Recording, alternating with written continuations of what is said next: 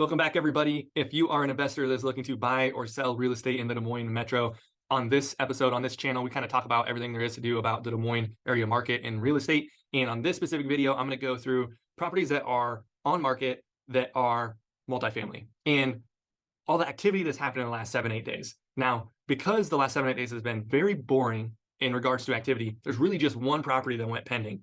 I'm going to go over the converted properties, and we're going to talk about each one of those and kind of generally what that product looks like, and then the built for purpose properties. Again, we're going to go over what that means. And if you are an investor that wants to either of those products individually, go skip to that section or that chapter, or if you just want to watch it all, I'll kind of give my insight on why you would why you would buy built for purpose, why you would buy converted properties. So like I mentioned on these videos, I try to go through what has gone active in the last 7-8 days, what has gone pending in the last 7-8 days, and what has closed, sold in the last 7-8 days in the small multifamily Polk County area. Sometimes I'll go farther than Polk County. Today, I'm just going to talk about Polk County. The only activity that we had was this off-market sale. So 2902 Southwest 12th Street. It's a built for purpose duplex, sold at $200,000, built in 59. 2 agents connected and got the deal done. This is considered, yes, it's showing as on market, but actually it was an off-market deal. Somehow this agent contacted this agent and connected with this seller and this property, and the buying agent brought a buyer. They did the deal, and they had to bring it on the MLS in order for usually liability purposes or brokerage requirements. So no one had a chance to buy this except the buyer. So it's not a true market sale. But I will say that at this price point, in this type of property, I just did a Google Street View, there's 2, 3, 4 built for purpose duplexes that are very similar to this. I mean, obviously I don't know the condition, I don't know how well it is, but I've walked enough of these that I know like this is a pretty boring 2-bed, 1-bath duplex side by side, probably a brick duplex. I'd have to go look it up. I don't recall, but very common for that south side.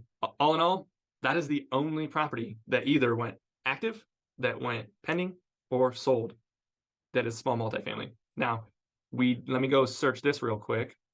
I do think there's 2 duplexes that came on, and this is a residential search, which is a little weird. Yeah, so this agent, agents can list things in any ways that they want.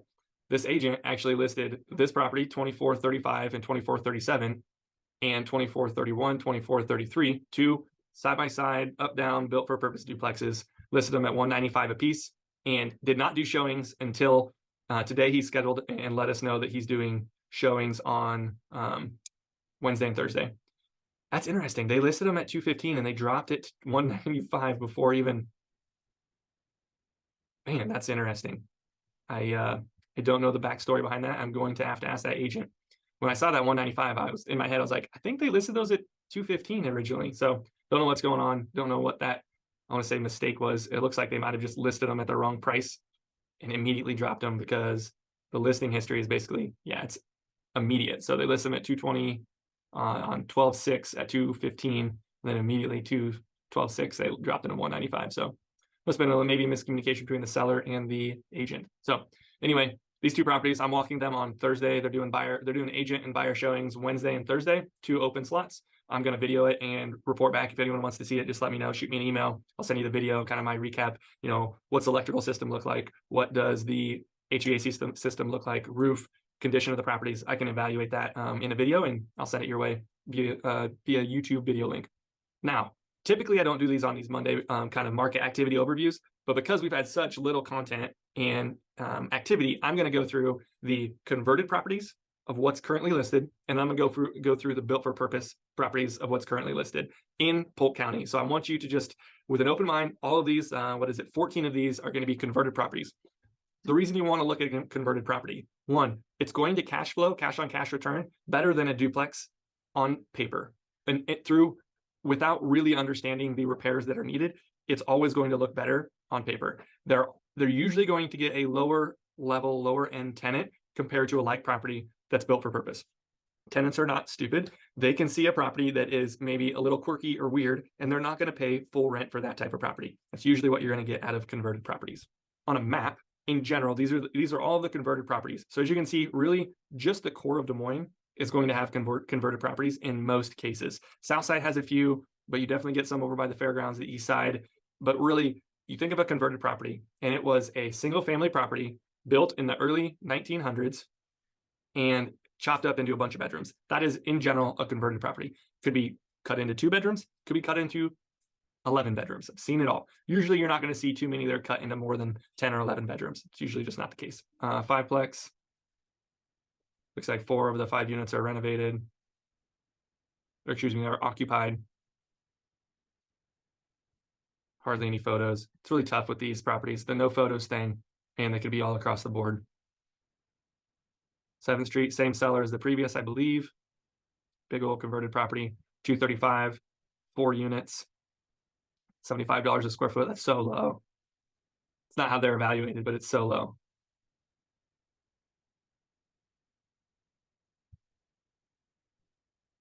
And then same sellers as the last 2, I believe. Again, 215 for 4 units, $89 a square foot, built in 1900. This is so common. Just this is your built for purpose. I believe this one's a different seller. Yep, different seller, same type of property. These decking, exterior fire escapes, those are some of the biggest costly things for these types of properties. This is a 2 unit. Yeah, just 2 units. So I see those two electric meters. Most of these properties are going to have different electric.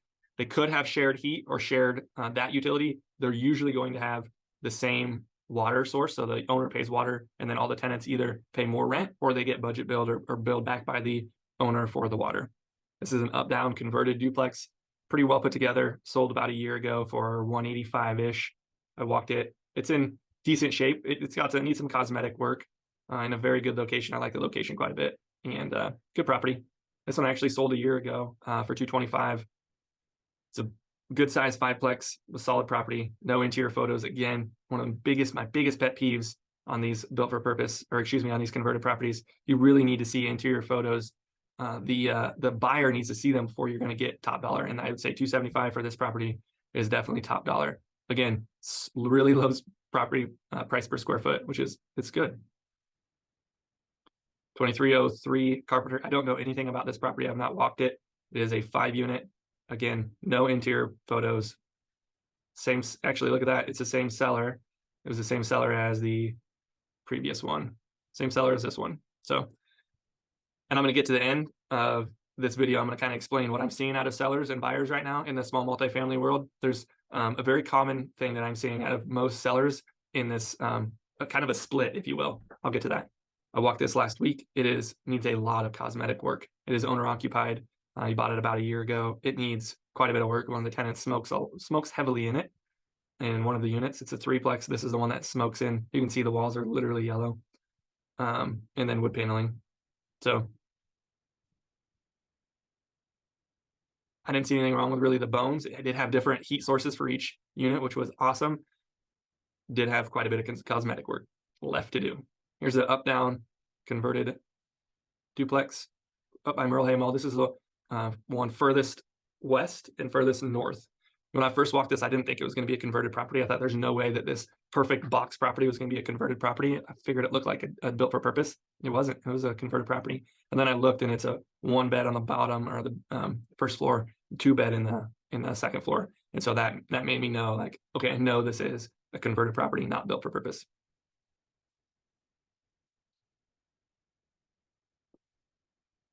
Here's one.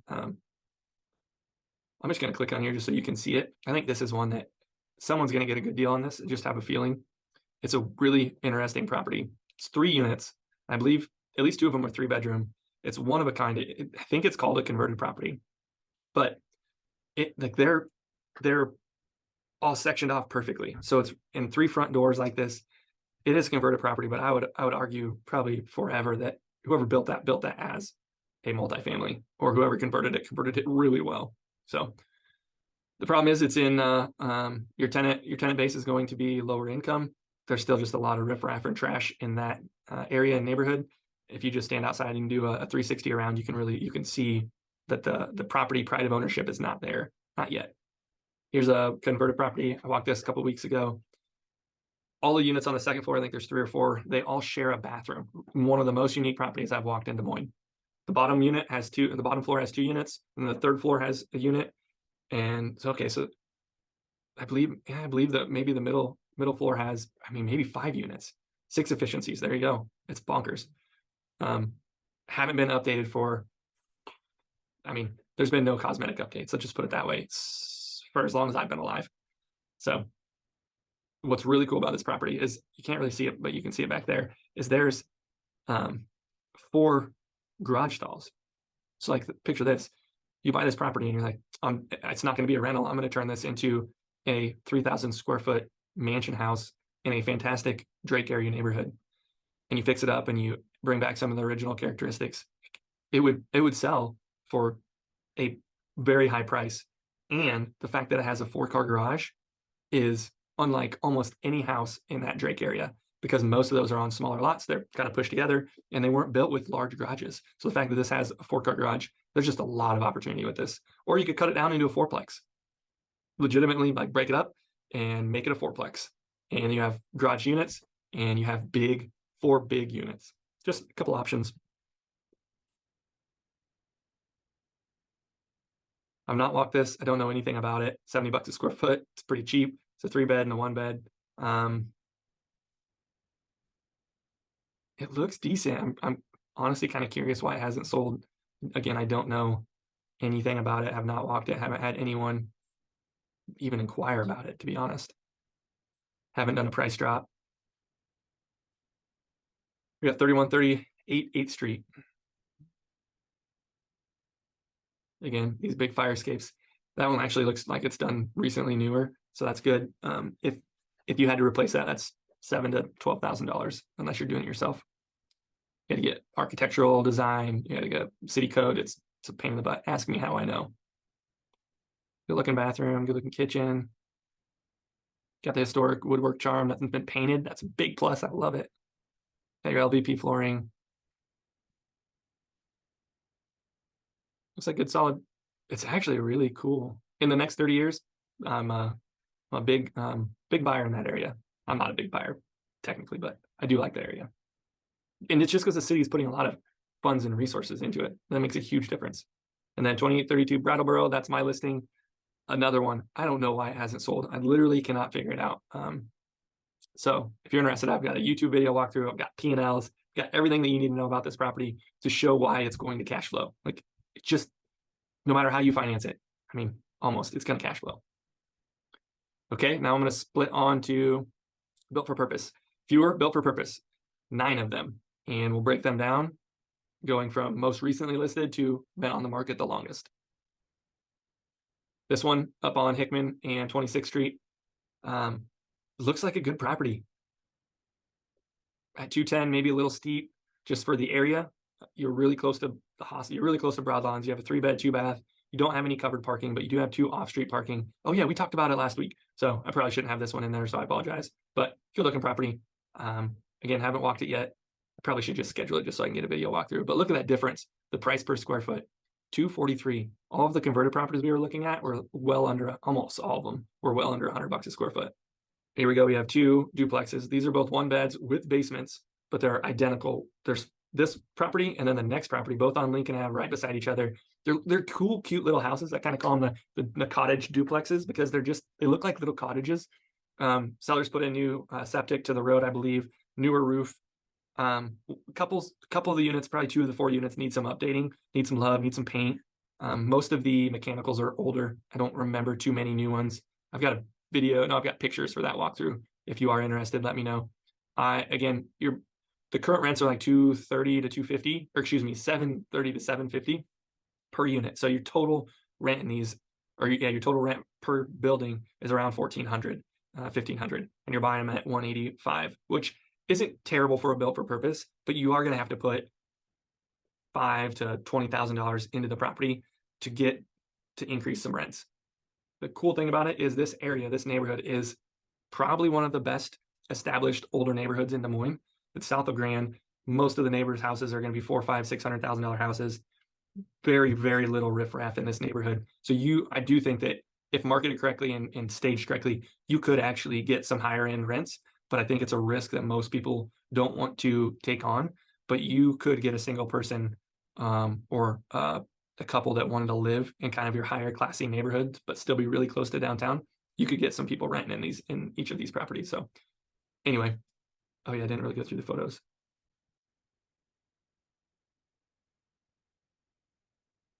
This is the one that probably needs them most renovations, which is crazy because it's got new flooring, but this kitchen is just, I mean, that is the kitchen. That's the kitchen. It cracks me up. Let's see if we got another unit that shows what a better kitchen. Yeah, so this would be a smaller, better kitchen. This is a living room, bedrooms over here. This is the door to the basement. And this is the front yard. 521, 523 Broad Street. I know a lot about this property. I had a client that put it under contract. Inspection item came back with some issues that were not able to be resolved between the buyer and the seller. I'll just put it that way.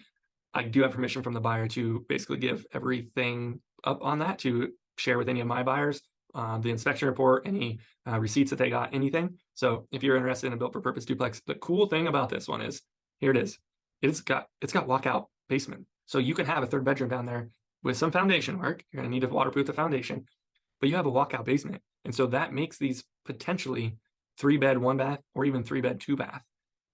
Each has their own laundry, each has their own water, own heating, own utilities. I mean, I like this. I like the prospects of this property. Here's 2 1-bedroom units and a duplex over on Payne Street. Okay, next up, 801 Pleasant Street. This is a big old 8-unit. 6 of the units are 950 square foot, very historic Sherman Hill area. This is one of my favorite properties that's on the market right now. I've been trying to talk my buyers into this since it was listed. This is one of the renovated units. As you can see, it's got a lot of character, but has had some updating. Does need some updating still. This is one of the older kitchens. It needs updating. It needs some work. But again, the potential that is here, given the location. So this is Sherman Hill area, and this is downtown. And there's breweries that are happening right here, going in. Just a lot of things going on for this area. Big fan of this one. I also know a lot about that one. So if you have any questions, let me know. 1327 13th Street. The current owner did a bunch of updating, and he bought it about a year or 2 ago, I believe, and did some cosmetic updating. I've not walked it since, just seen these pictures. Let me know if you have any questions on it. It's not a bad property. It's nothing crazy. It is a built for purpose, but it's awkwardly set up. That's why there's 5 units and not 6. 702 East 9th Street. This is a 4-plex. It is built for purpose. 800, 650, 600, 475. Tenants pay all utilities. Correct. So this 880, when this first got listed, I thought they were saying 880 was the market rent that all of them could get. It probably is if everything was updated. I haven't seen that. I've not walked through the 880 unit of the updating. I've walked through just this one, and it needed $5,000 of updating. It's not crazy. And it's in, gosh, it's probably the closest to downtown. Yeah, it's so close to downtown. Problem is you just have a lot of riffraff. And the other thing about this property I forgot is there is no parking. This property has 0 off-street parking, or maybe 1. It's really low parking. So with 4 units, 2 bedrooms each unit, you need some parking there. Last but not least, I don't know anything about this property. 11 units renovated. I haven't walked it. It's been listed forever. 255 days. Yeah, 11 units. Clearly it's overpriced at that price, but I don't know what the right price is. If you want any information on this, I'm happy to go get P&L, T12, any of that good stuff. If you are a buyer and a seller in the Des Moines area market, as you can see, the activity is slow right now. It doesn't mean selling slow. It doesn't mean buying slow. It doesn't mean properties under contract slow. It's just so everything is slow. So to me, what that means is you have to be even pickier about when you list, when you buy. What I was saying earlier is I've noticed that sellers in today's market, they have 2 motives. They have a place that they want to put their cash, or they are afraid of a upcoming recession heavier than what we are getting. People are guessing, and they want cash in their pocket, and they don't have anything to do. They don't need to sell the property. They just want the cash in their pocket. And as long as the status quo, no impending doom, no more impending doom happens, or less impending doom happens, they're going to keep it listed, and they're not going to wiggle on price. So, what that tells me is you don't have motivated sellers because they don't have a place for their money yet. The sellers that are actually going under contract and selling, they have a place for their money. They need to sell because they have to deploy funds into whatever other asset they want to buy. That is why they're selling. That's the only reason you would sell right now. As a seller, get in their mindset. It's the only reason. If you are a seller, you need to know smart buyers are thinking this way. And there are buyers out there. I've got a lot of them, but they're not dumb. There's no more dumb money getting spent. They're being very smart with it. So you need to market your property correctly. You need listing photos. You need to know what the repairs and maintenance are for the last 12 months. And you need to share that with the buyer. Don't hide the crap. Like, that's pointless. those are a couple tips from me to any seller out there that's looking to list properties. If you are looking to list, I've got a load of buyers that would be happy to evaluate and tell you if your property is overpriced or underpriced, as will I. If you want someone to make an off-market deal with, please let me know. I'd be happy to line that up. So thank you for watching this video. If you want to strategize around listing or buying in the Des Moines area market, please reach out to me. Again, my name is Darson Grantham, real estate agent and investor with Keller Williams. I am very versed in the investor world. I love doing this stuff. As you can see, I just spent an hour putting this together. I do it most every Monday, and the second Tuesday of every month, we do a monthly event at the Iowa Tap Room. We have different guest speakers and topics. I run it along with another gentleman named Ryan Wickstrom, and we try to just educate people on what the Des Moines area investment world is talking about, is doing, the activity. All of my marketing is around educating, making sure that you are the smart buyer or seller. You don't want to rely on an agent, a friend, a neighbor to tell you what your property is worth and how much it should sell for. You need to be educated in that. I am here to help. That's what I try to do. So if you want to schedule, you want to strategize, please reach out to me. Information is below. Click on my calendar link. It'll link up to my Google Calendar, and they'll just automatically spit out what my availability is. We'll have a Zoom event or a Zoom meeting or a phone call, and we'll just, share with me. What are you trying to accomplish? What are you trying to do?